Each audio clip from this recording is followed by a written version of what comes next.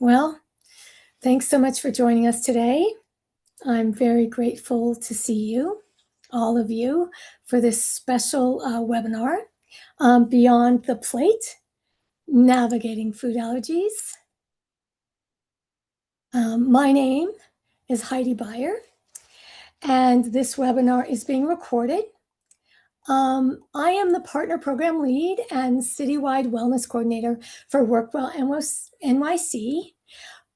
This webinar is years in the making, literally. I've spent 28 years advocating for people who have asthma and allergies, having found support and community with the Asthma and Allergy Foundation of America and with kids with food allergies, where I was chairman and board member for each of these organizations, and I wouldn't have been able to navigate life without them. So many, many hats off to those organizations. Thanks to you who responded to my request for questions. It was really, really wonderful to get all of your responses. And I want to thank you from the bottom of my heart for sharing.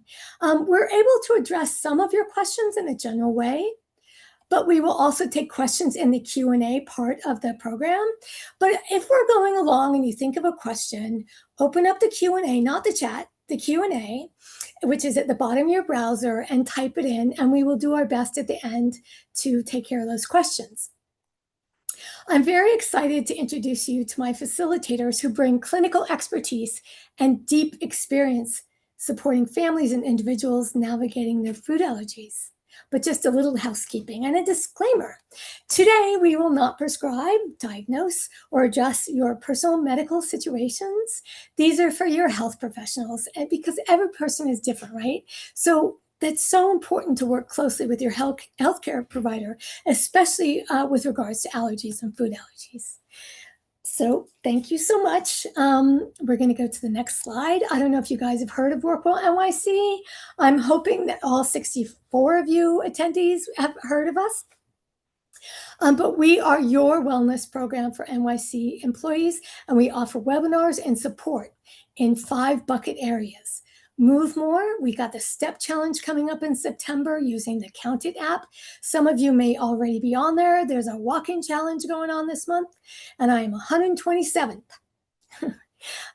So Eat Well is nutrition, and we take care of great webinars, healthy summer tips in July, and Julydration in person on July 15th at DCAS. Take Action focuses on primary care with webinars and flu shot clinics in your agency. And the very popular Let's Bring the Sugar Down, another cohort, is starting in October. Plus a block party and health fair on September 16th at 1 Center Street. Be Well is our mental resilience and well-being bucket. And our activities include online and in-person meditation sessions. Many of you may have taken the meditation session that was last month with Samati leading. Project Build is promoting health equity with events like Art is Life, which many of you may have come to last week, a gallery show for the week, a live gallery show in person featuring all workers in NYC agencies. We also had a Broadway performance by city workers. That's right. How many city workers can say they've been on Broadway, right? I mean, maybe not many. All right. Oops, sorry, guys. I am not following my little thing. Okay, so now we have a poll. I am going to try and do this. The poll is, what is your relationship to food allergies? This is a great question, guys. And we want to learn more about you and what your relationship is. I'm going to start a poll right now. Hopefully you will see it. Some of you will not be able to see the poll, in which case, please just type in the chat. Type in the chat if you have a family member or colleague. You can also vote if you're seeing this on your screen. Please click the vote. I'm not sure. Let's see. I might have to restart this. You guys aren't seeing it. Okay, so relaunch the poll. Continue. All right, here we go.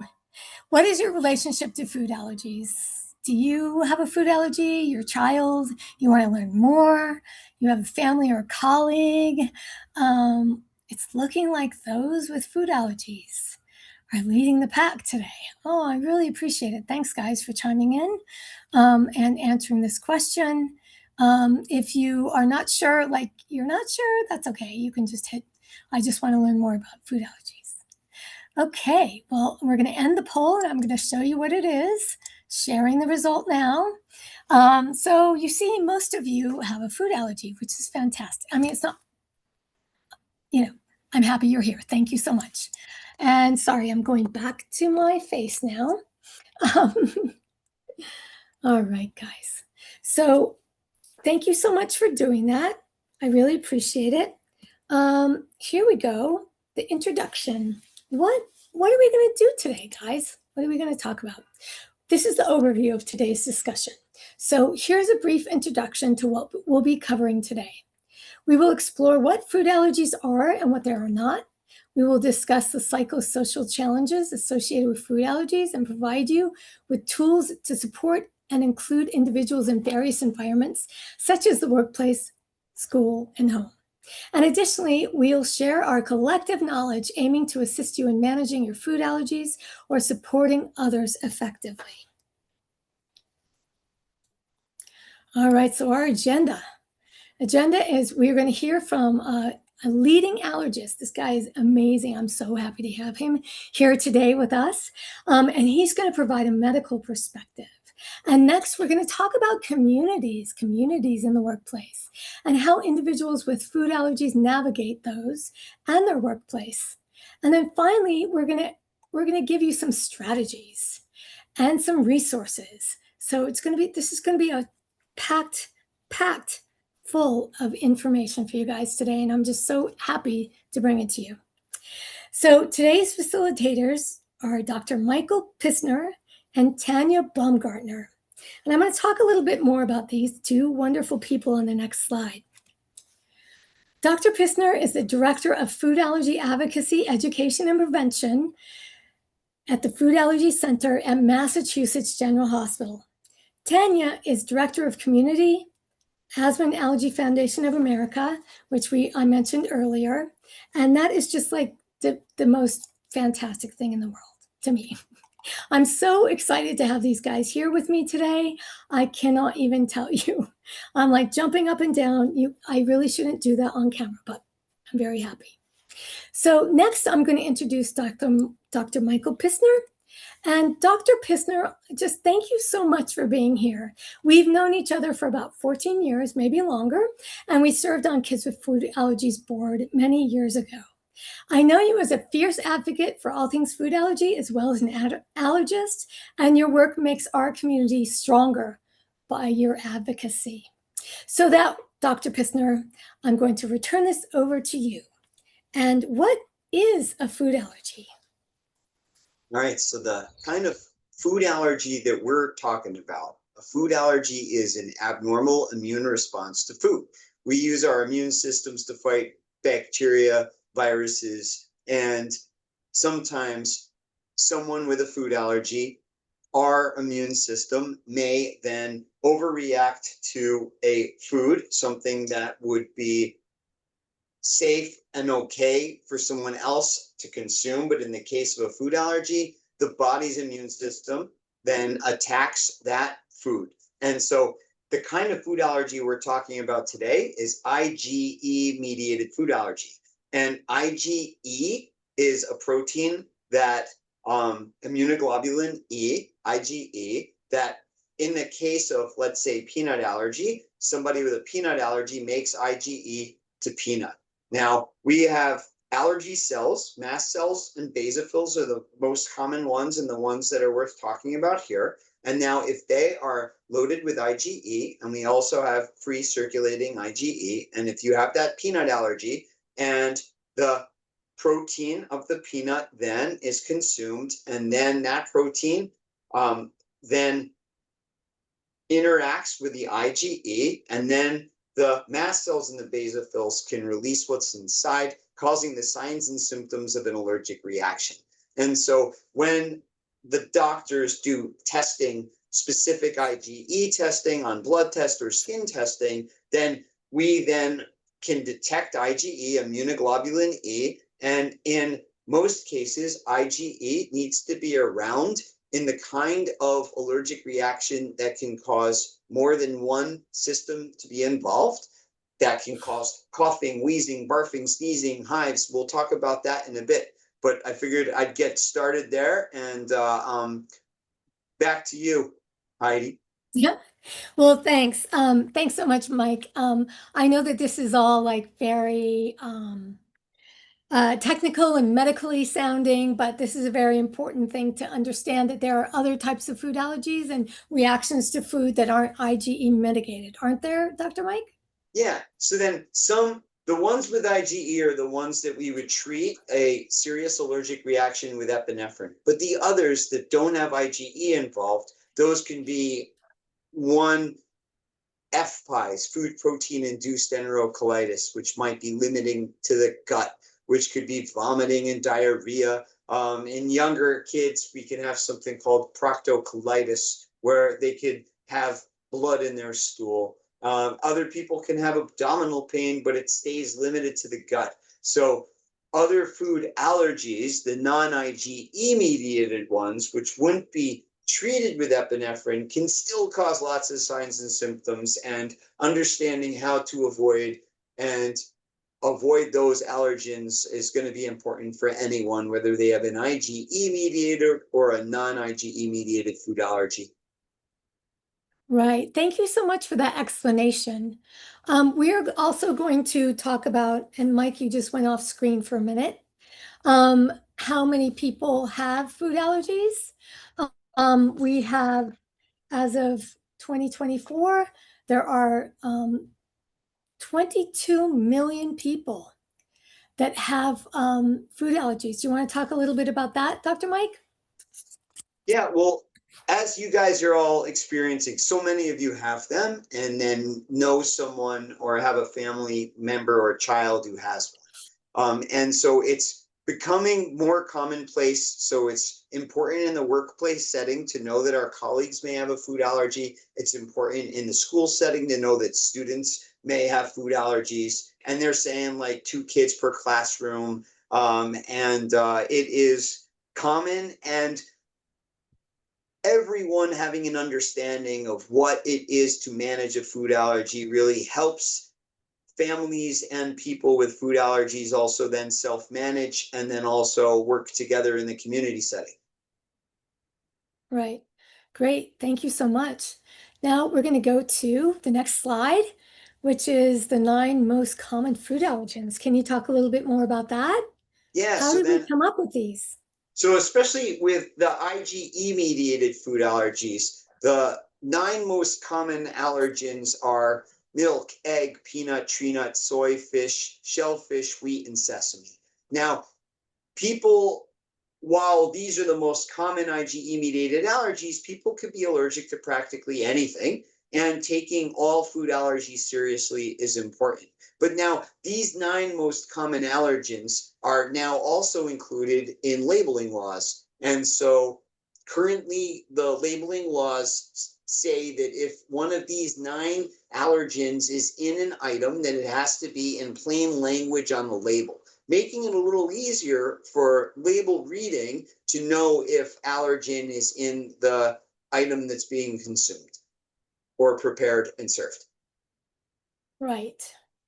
Great. And then, but you can be allergic to any food, isn't that right? Like white potato. Yeah, practically. I mean, there are going to be people who are going to be allergic to a food that is not in the major 9. Now, the thing that can get a little trickier here is, as I was mentioning, that if those foods, let's say mustard, for example, then the clear, plain labeling gets a little trickier because mustard doesn't necessarily have to be clearly labeled. And so it could wind up under spices or natural flavors, making it a little harder for people to discern whether or not their allergen is in the food.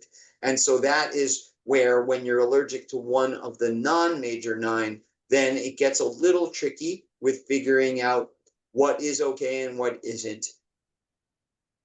Right. Thank you so much for that. I appreciate that. Let's go to the next slide. So the symptoms of a food allergy reaction, can you talk a little bit about those?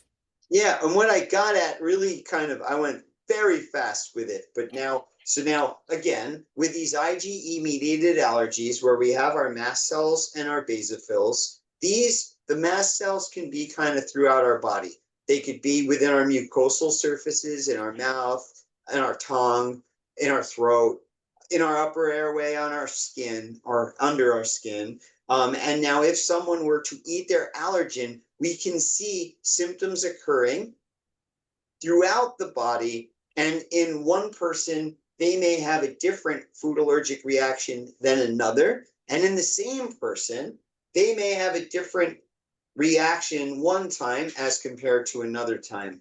And so, as far as mouth, we can have swelling of the lips, tongue, or throat. In the lungs, we can have shortness of breath, trouble breathing, wheezing. For the skin, rashes, itching, hives.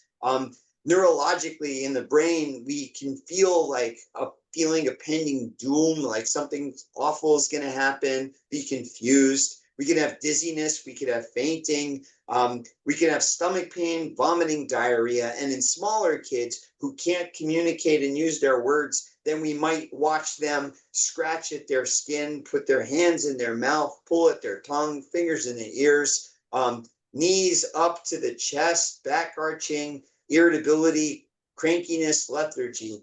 And so being able to be aware of the various symptoms that can be seen in the various systems makes it easier to then identify a potential serious allergic reaction and know to treat with epinephrine.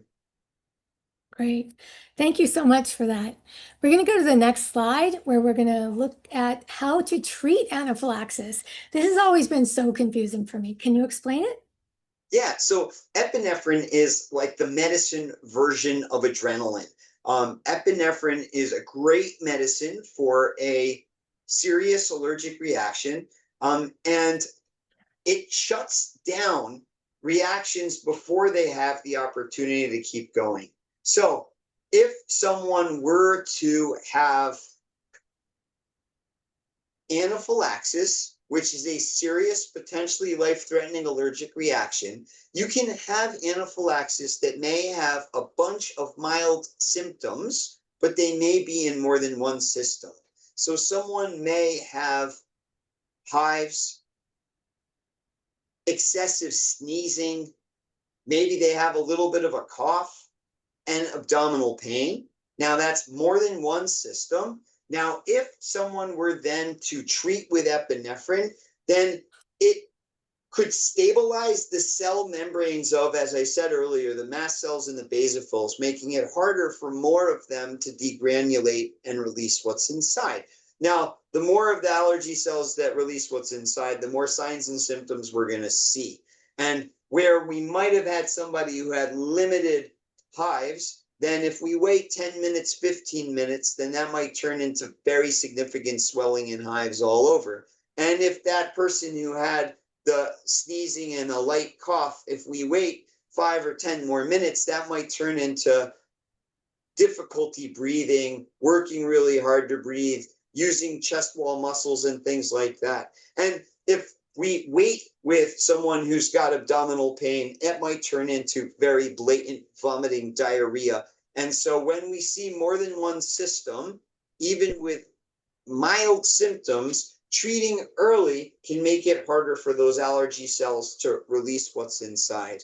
And so epinephrine not only works to stabilize those allergy cells, but it also works on all of those organ systems that I was talking about to make somebody feel better fast. Right. It's so true. It's so true, especially when you see it in action. Thank you so much. We're going to go to the next slide and talk about injectable devices and non-injectable devices. Can you say a few words about that? Yeah, so then in the community setting, so like not in a hospital setting where people don't have needles and syringe, then we have these epinephrine delivery systems. And so these are things that you can use in the community setting. You can give it to yourself or somebody could give it to a child. And so currently available, we have the auto injectors. And then we also have intranasal epinephrine. And each of them is going to have different operating instructions. And so finding out or knowing which model you have, then having a trainer, being trained and getting comfortable administering is going to be really helpful. And then if you have a child with a food allergy, training whoever it is who's taking care of them with the device that happens to be prescribed for them is going to be great. And then I noticed that so many of you are in the school setting, and we also have available stock epinephrine in the case of the first time allergic reaction or the unknown, and that's where the school nurse and or certain trained folks would be able to have access to it and treat a first time allergic reaction. Great, thank you so much. I know I used to practice on oranges way back in the day. All right, Dr. Mike, thank you so much for talking to us today. I appreciate that. Now we're going to go to another poll. I know, you guys, we got to figure this out. So here's our knowledge poll. Which of the following that Dr. Mike talked about can be seen when someone is having anaphylaxis, a serious allergic reaction? All right, we already have some votes in. Thanks, guys. You can select all that apply. You should be able to anyway. This is great. You guys have got this. Great.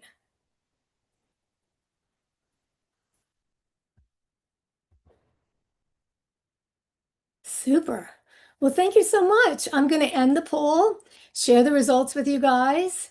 You see how great you did? Congratulations. It's really pretty awesome. All right, we're going to move on to the person who is amazing. By the way, And they all can be part of a anaphylactic reaction, just for closure. Oh, right. Thank you so much. Any and all of those. You can have one or more, right, Dr. Mike? Right. Okay. So now we're going to move on to Tanya Baumgartner, who's Director of Community at Asthma and Allergy Foundation of America. And she's going to walk us through the kind of the psychosocial aspects of food allergies. And I really appreciate her also being here today. So I'm so excited. Thank you so much, Tanya. Hi, thank you. To start with, I want to talk about managing food allergies in the workplace. If As many of you know, if you have food allergies or if you know someone with food allergies, there can be kind of a hidden stress to managing food allergies in the workplace. You can find it with office potlucks when you see unknown ingredients, sharing serving utensils, maybe the pressure to eat, shared break rooms and pantries. You can have crumbs on shared surfaces in microwaves and toasters. There may be unlabeled foods, especially if they're shared foods. Catered meetings, allergens may be unknown, and with pre-ordered food, you may not always know what you're getting. And also, it can be embarrassing for the person with food allergies. They can feel isolated and may not want to ask for help or draw attention for fear that it might affect their environment, their workplace success, etc. For example, going back to the office potluck, a person with an egg allergy may not realize that pasta can sometimes contain eggs. I'm sorry, someone without food allergies, they may bring a pasta dish and not realize that the pasta may contain eggs. So because they can't see the egg in that dish, they may bring that to a potluck thinking it's fine. And a person with an egg allergy may not be aware of whether or not they can eat that. In shared break rooms and pantries and appliances, you may run into something called cross contact. And cross contact happens when a food allergen accidentally comes in contact with food that is safe for that person with a food allergy. And in that situation, then it may contaminate that food, and then they may have a reaction and not realize it. And that can be very common if a surface isn't cleaned properly, or if the same spoon is used, say at a potluck, for two different dishes. And then for catered meetings, that again, someone else is in control of the food. So the person with food allergies may not always have an opportunity to verify if the food is safe. Next slide. So the good thing is it is possible to support people with food allergies in the workplace. And first of all, if someone says they have food allergies, believe them, because it's not a diet or a preference. That is a common misconception. It is actually considered a disability in certain circumstances under the Americans with Disabilities Act. So when it comes to food allergies, it's helpful to think about it in many ways like you would any other disability. And that can include creating departmental food allergy friendly policies. One of the best ways to create those policies is to consult the person in your department or who you work with who has the food allergy. Everybody has different management styles and different levels of comfort. And so they can help guide those policies. It might be something as simple as everybody brings an ingredient list if they bring a shared food, or events are planned in advance with food allergy friendly vendors so that the person with food allergies can verify that there is something that they can eat. Another idea, if you are bringing a shared food, as you prepare it, or if you purchase it, take pictures of labels. As we know, making a dish can have multiple foods involved, multiple products. So take a picture of all of those labels. The person with food allergy most likely knows how to read those labels very well. Or you can even label your dish at a potluck. And then, of course, if you prepare your lunch on the break room counter or break room table, clean that surface before and after you use it so that it is ready for the next person. And then you can keep allergen-free snacks in meetings so that the person with an allergy and everyone has something to choose from that can reduce the chance of reaction. And of course, when talking to a person with food allergies, speak to them privately first. Some people don't want attention brought up about their food allergies. So think of it like protected health information, and talk to them privately about management instead of bringing it up in front of other people. And then you can discuss comfort level together with public knowledge. And then, of course, I hope this goes without saying, but don't tolerate food allergy ridicule or bullying. This is something we hear about a lot more often with children, but it can happen subtly in the workplace with adults. It might seem like simple teasing, or it might even be excluding someone from a project because of their food allergy. But it can happen, and it does happen. And sadly, I've witnessed it myself. And like I said, think of it like any other disability where you would treat that person with food allergies with respect. Next slide. All right, let's look at a label. So if you're not familiar with reading a label for food allergies, once you understand how how a label breaks down, you can understand how it can be challenging to manage food allergies based on the way the current labeling laws. So as you can see here, we have an ingredient list. We also have a section, an allergen statement. And we also have what's called a precautionary allergen labeling, the may contains.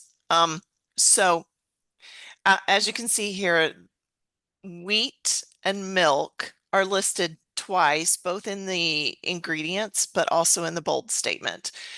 Peanut is also mentioned. So where it says contains milk, wheat, and peanut, it confirms that that product does contain those three foods. Under may contains, it says may contain traces of soy or coconut. That is kind of what I was talking about with cross contact. That is an example. Somewhere in the manufacturing process, the food manufacturer thinks that soy and coconut may accidentally may come in contact with that food. This statement is voluntary. The labeling laws currently set by the FDA do not require food makers to note may contains or these cross contact risks. So it's not uncommon for someone with a food allergy, if they are sensitive to cross contact, then they may not be able to look at a label, look at a label and know if it may contain their allergen. So that can require calling a manufacturer to confirm, or sometimes just avoiding it altogether. Now, I do want to make a special note about coconut. This label does note coconut, but the FDA did change some labeling laws last year, and coconut used to be labeled as a tree nut, which is one of the top 9, which is required to be labeled. However, coconut is technically not a tree nut. So coconut was taken off of allergen labels. So even though you see it in this example, if you are allergic to coconut, you can no longer count on labels to include that. Next slide. All right. Continuing to look at this label, I do want to point out the inclusion of natural flavors.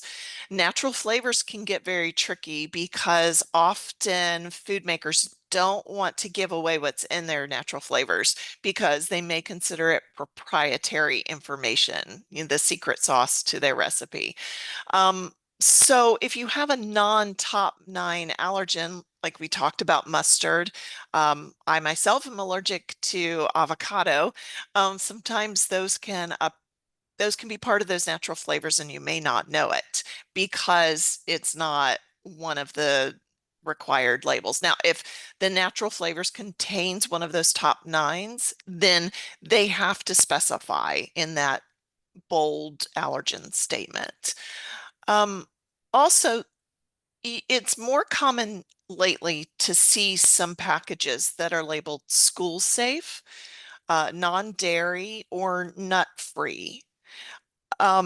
These can be misleading because these are marketing. Well, school safe and nut-free can be marketing terms. So it's not uncommon to see school safe and for the general population to think that it's fine for any classroom. However, that's not always the case, because the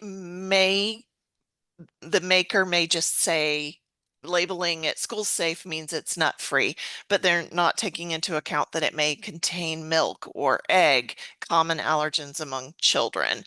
So if you see something that says school safe, don't rely on that label to determine if it's safe for any children that you have in your classrooms, in your school environments. Same thing with nut free.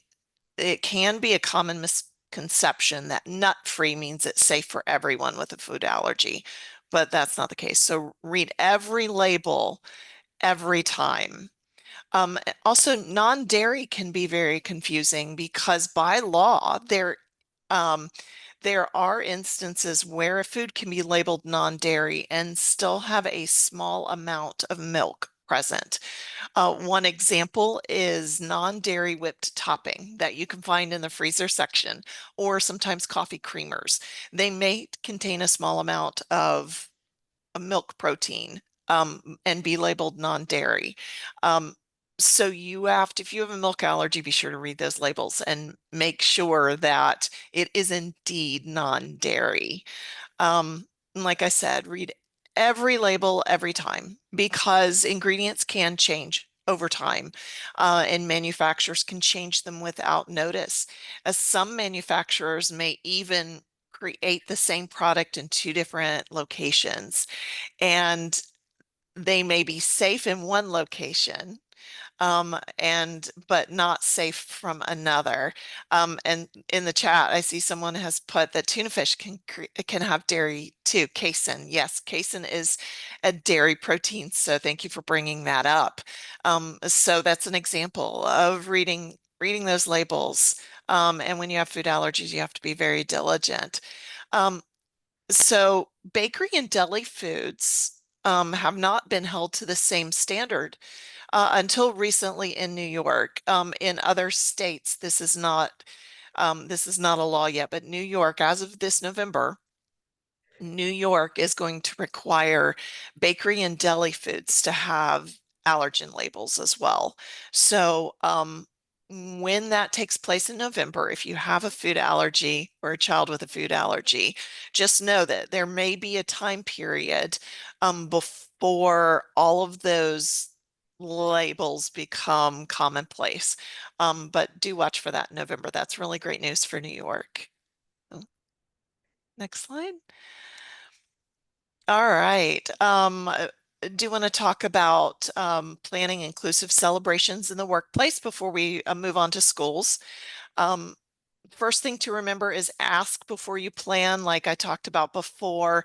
A check with your team to make sure they have food allergies, maybe ask everyone privately or offer for them to reach out to you privately.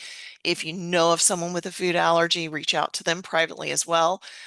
Consider non-food rewards if you're recognizing great accomplishments or hard work. Non-food rewards are a great way to give recognition without without dealing with the food allergy issue, and usually equally appreciated. There are definitely code of conduct rules that you have to follow, so make sure you follow that. But a gift, a card, a small plant, that type of thing, those are great options.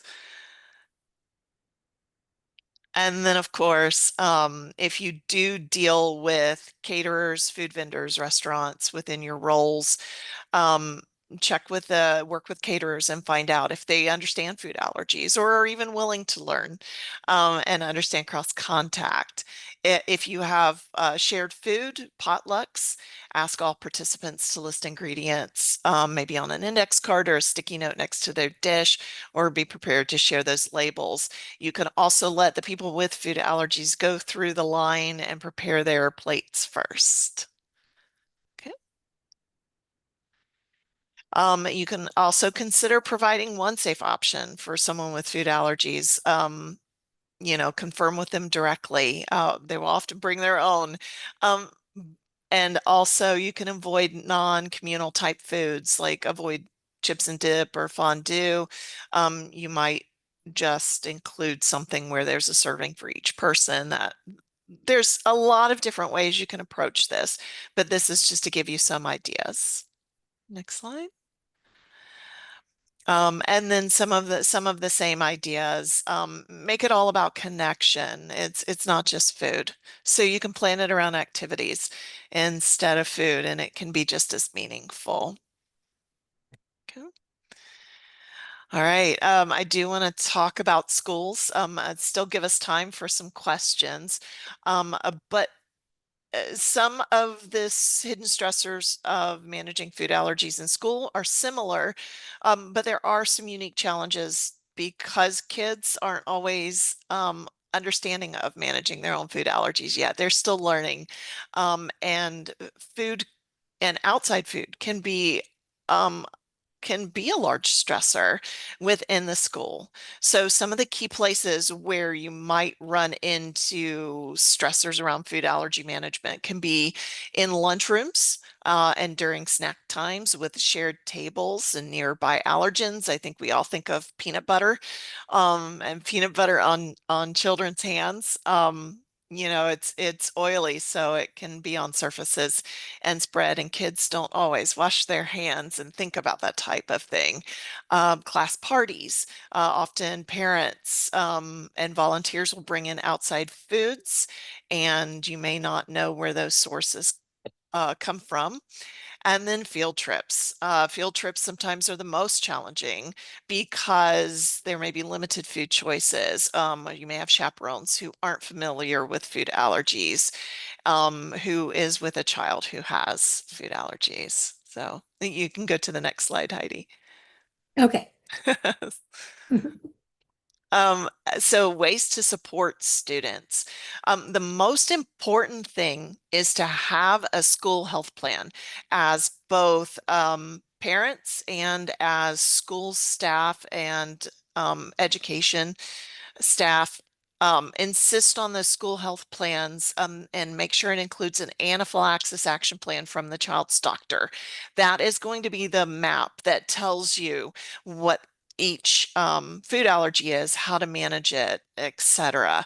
And then, of course, training staff on food allergy management and treating anaphylaxis with epinephrine. Which we've talked a little bit about the symptoms of anaphylaxis, but there are resources available to help train school staff. And then, of course, you want to make sure that students have immediate access to epinephrine at all times in the classroom, with the school staff member, with the teacher or aide. Just make sure that epinephrine can be accessed within seconds when necessary. Locking it in a school cabinet in the office, that can be problematic because you might need to take time to get someone who can open the cabinet and then get it to the student. Epinephrine is critical, and every minute counts when it comes to anaphylaxis. Another small thing that it's good not just for food allergies, but also for managing illness. Have a good cleaning and hand washing practices. For example, after snack time, after lunch, incorporate that into the daily routine. And then come up with a plan to manage meals in cafeterias, in classrooms. Again, food allergy parents are often happy to help come up with plans and to help you with that. And then a surprising area where you might find food allergens are in arts and crafts supplies. They do appear, especially in things like Play-Doh, modeling clay, places you might not consider. So that's something to keep an eye on. And again, non-food rewards and activities can be just as rewarding as food. Um, uh, like with, oh, sorry, go ahead. Did I? No, go ahead. Oh, you're good. Did I go the wrong way? That's what I want to know. Oh, no, Oh, you're no. Okay. good. We're still on the, sorry. No worries. Um, like with workplace, you can keep a stash of safe snacks, and then encourage inclusion. Watch for food allergy bullying, and don't forget about extracurricular activities that can involve food. Some of these same principles will apply. Okay, next slide. All right. Well, I do want to mention Local Law 2 of 2026 took effect this May, and it requires New York City schools and licensed child care programs to keep epinephrine devices on site and ensure trained staff are always available. And this is the result of we call it Elijah's Law, in I'm drawing a blank on the year. I need to pull up my It was notes. 2017 or 2018. 2017, a 3-year-old boy, Elijah Alavi Silvera, passed away from an anaphylactic reaction in a child care facility. And his parents have been working diligently to raise awareness and share education about the importance of using epinephrine for anaphylaxis and having epinephrine in child care facilities. So you may have heard of this and seen it take effect.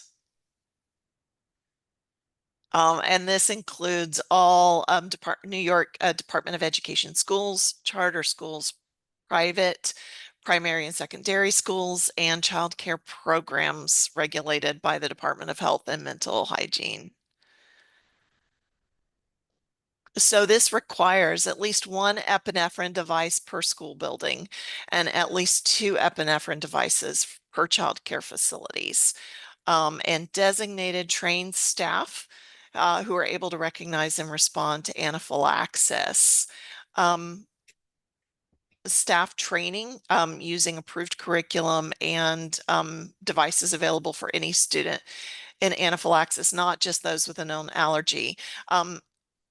At one time, as many as 42%, I believe, the anaphylactic reactions in schools happened to children with no known allergy. Allergies can happen at any time. And so therefore, anaphylaxis may arise without knowledge of the allergy with no known reaction before. So this is why something like this can be extremely important, because the access to epinephrine can benefit everyone.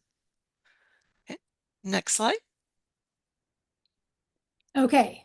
Yeah. I cut out a couple of things, Tanya, so that we could get right to the questions and feedback. And because we want to be respectful of everybody's time, I know you guys are all on, you're on your lunch break, a lot of you, and I just really appreciate it. So if you guys have any questions at all that have come up, or Zulema has flagged them for us, Zulema, if you would be so kind as to flag them. I know that we have a couple of them in the Q&A. And we also had some that were given to us earlier. I see one here in the chat about sugar overconsumption can cause a yeast infection, and is that an allergy? Is there a correlation with allergies? This might be a good question for Dr. Mike. It is my understanding that that these are different, but Dr. Mike, would you want to weigh in on that one? Yeah, so these days, when we use the word allergy, then an allergy involves the immune system. And I was mentioning before, we have the IgE-mediated food allergies and the non-IgE-mediated food allergies. But in both of those cases, the immune system is involved. In the case of something like this doesn't involve the immune system. And another example of adverse reaction to food that doesn't involve the immune system is lactose intolerance. And so in this case, somebody who has lactose intolerance doesn't have an enzyme that could break down the sugar lactose. And so when they consume dairy and then the sugar lactose is not broken down because there isn't that much of that enzyme, then people can have limited abdominal symptoms. That is not an allergy. That is an adverse reaction to food, and the same case as the example talked about here.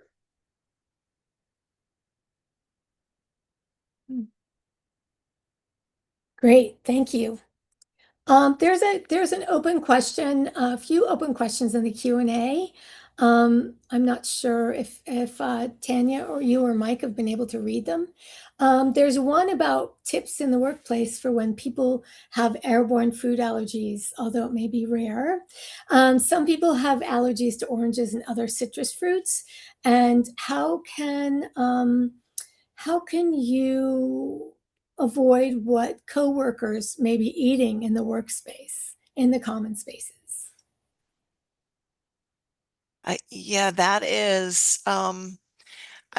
definitely one of those situations that can be tricky to navigate. I think this is where A team policy or department policy can be helpful because with food allergies, everyone's situation is unique. And I personally believe that education can go a long way, and helping people understand that that person might be more sensitive to that food other than instead of others. So I think, if it's allowed, maybe having people eat those foods at their desk instead of maybe a shared break room. That might be one idea. I think asking people maybe to consume those foods at home or while they're out, if they're out on their lunch break, it might be better. Again, communication and respect from everyone sharing that area is very valuable. Avoiding it can be tricky, especially if you share that break room with other groups. So again, communication. You could consider posting a sign if the person with food allergies is comfortable.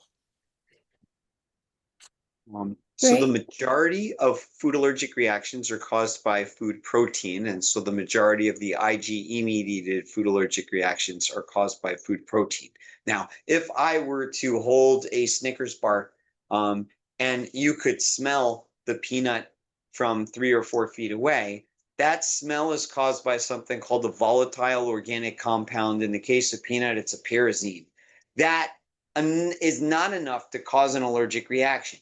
In the case of peanut, then something that would pulverize or aerosolize the actual peanut protein, that is something like take a mallet, smash it up, blow the dust in someone's face. Then that can cause respiratory symptoms, or actively boiling or cooking peanut that would put up the fumes. Those are the things that can cause respiratory symptoms with food allergies. And so fish and shellfish, even in a microwave, sometimes the heated proteins actually then can be aerosolized. So there's going to be things that usually are going to happen to then take those proteins and put them up in the air. And so while it is rare, sometimes it can happen. And fish and shellfish are places where sometimes that can happen more readily. How'd I do? You did great. All Thank right, you. very good. Guys, I love all your questions. They're so good. We are running out of time. So I would like to get to our final poll, if that's okay. And I just want to thank everybody for being here. And then I have some other announcements at the end.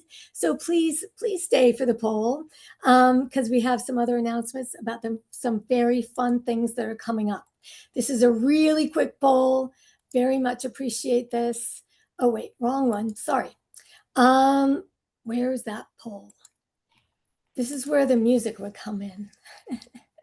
Well, while you're Okay, looking, here we I go. saw a Q&A question about an antihistamine versus epinephrine. And so while you're looking for the poll, antihistamine is comfort medicine. It doesn't stop a serious allergic reaction from progressing. Epinephrine is the treatment of a serious allergic reaction. Antihistamine is comfort medicine, and it can be useful to take care of itchiness. It could be useful for mucosal symptoms, but it's not going to stop the stuff we really care about. So if somebody is having a severe reaction, the treatment of choice is epinephrine. Great. Thank you so much. This was great. I'm going to share the result of the food allergy scenario. You guys all did great. Privately asking a person if you can make something safe for them is always appreciated by me and my cohort. So thank you so much. All right. So we're going to go to our summary. I hope you guys found this very, very interesting, informative. It was really my goal to do that to you guys, for you guys today. We identify anaphylaxis, learned how to self-advocate, talked about food allergies aren't real, and how to support those with food allergies. Now for my favorite part, and I have 1 minute to do this.